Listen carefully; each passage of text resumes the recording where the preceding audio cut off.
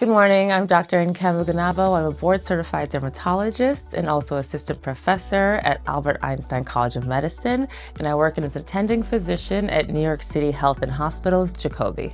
I work specifically in the dermatology division where we treat patients with a wide variety of cosmetic concerns.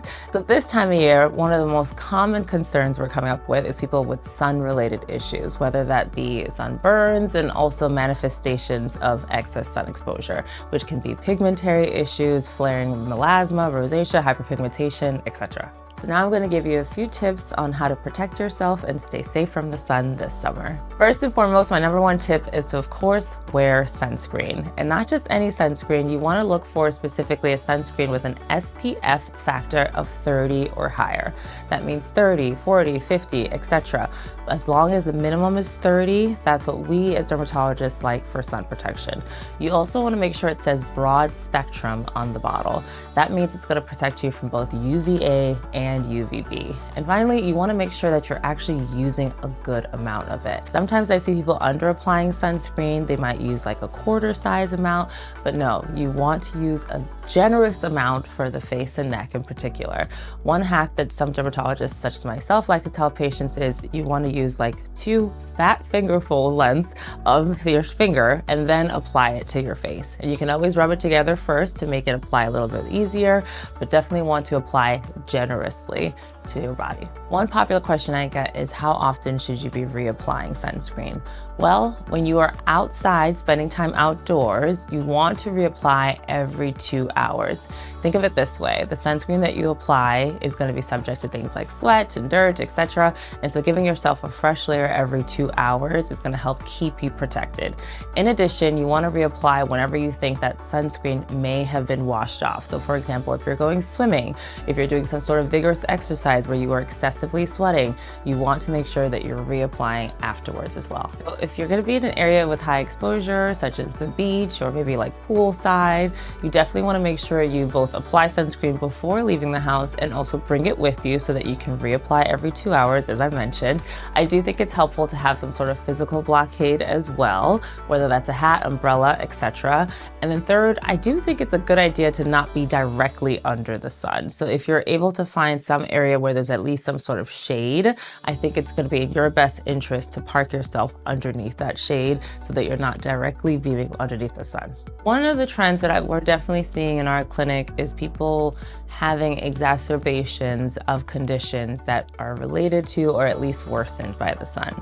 So for example, something like melasma, which is a dermatological condition where you have hyperpigmented patches, sometimes symmetrically on the cheeks, it can be on the upper lip, it can be on the forehead, etc. And the sun is one of the things that can really make it come out or be more pronounced. And so it can be frustrating for patients because they've done a great job all year round with sun protection, and then the summertime comes, they have a beach trip or a poolside trip, and there wasn't enough sun protection, and subsequently now their melasma is flaring. So one of the things we're seeing on the dermatology clinic is people who are obviously frustrated by things like that, but trying to help them manage it, both so that we can get them through the flare and then also encourage better sun protective behaviors so that they don't have future flares going forward. If you're a parent, you want to take over applying sunscreen to your kids, because kids sometimes may not, depending on how young they are, may not be great at applying whether enough of it or in the right places. So I would recommend definitely applying sunscreen to your child, making sure that you get areas that can sometimes be forgotten but are also capable of getting burns, such as the ears, the neck, especially the back of the neck, the back itself, etc., in addition to their face. I'd say, one sign that people have had a little too much sun, obviously, is a sunburn, which can look different on different types of people. But sometimes if you're someone with more fair skin, you might notice your skin starting to turn a little bit red. Obviously, you might start to feel hot. In cases with more extreme sunburns, the skin can actually blister, which to me as a dermatologist tells me that there was a lot of intensity of sun or a lot of hours and exposure to the sun. But regardless, the most important thing is to get out of the sun when that happens.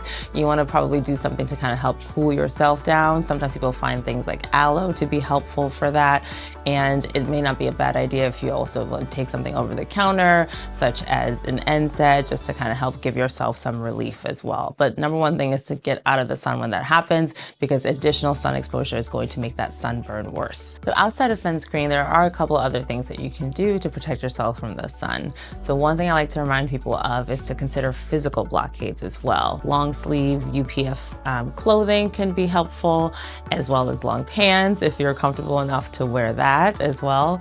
And then finally, seeking shade is always a great idea. So particularly on days where it's extra sunny, if you're going to be at poolside, if you're going to be at the beach, I would recommend being under some sort of shaded area. Remember, skin cancer is the #1 cancer diagnosed in the US, and given that this is UV Awareness Month, so we here at New York Health and Hospital, Jacobi, North Central Bronx, just wanted to encourage you to stay safe, stay protected, and have a great summer.